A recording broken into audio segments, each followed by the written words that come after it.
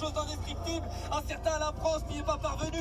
Rendez-vous compte de l'exploit que va réaliser Charles Leclerc. Et ça y est, on arrive au premier Lesmo alors que Valtteri Bottas vient de se débarrasser d'Antonio Giovinazzi, pilote retardataire. Giovinazzi qui a gêné quelque peu Valtteri Bottas. Charles Leclerc qui a de l'avance par rapport au pilote. Il a fait une erreur Bottas à la sortie de la deuxième variante. On a passé le Lesmo, on a passé le deuxième Lesmo. Il est pas dans DRS. C'est Ascari d'ici quelques mètres pour Charles Leclerc, un des derniers gros freinages. Après il y aura la parabolique et ça y est, il est déjà acclamé, le numéro 16.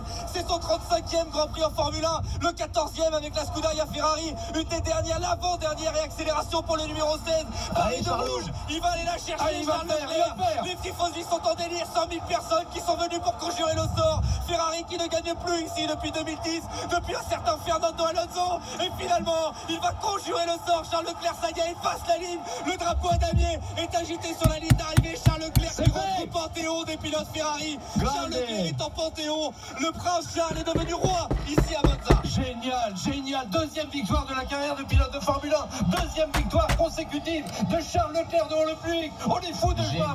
Piero Lardi Ferrari est là également pour accueillir le héros de ce Grand Prix. On va écouter évidemment à la radio les félicitations certainement de son équipe. Et Charles qui se tient le casque à deux mains avec toujours cet hommage à Antoine Hubert. Rip Tonio, il peut reposer en paix. Son copain a relevé le camp. On l'écoute.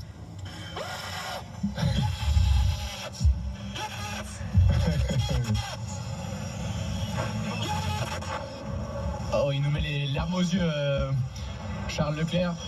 Beaucoup d'émotions, forcément s'imposer pour Ferrari en Italie, à Monza. Celle-là, il va l'apprécier à plein, celle-là. Malheureusement, sa première victoire, il n'a pas pu l'apprécier. Écoutez-le. c'est incroyable. Là, c'est les tifosi, je crois, et les gens chez Ferrari qu'on entend dans le stand. Mais effectivement, après la première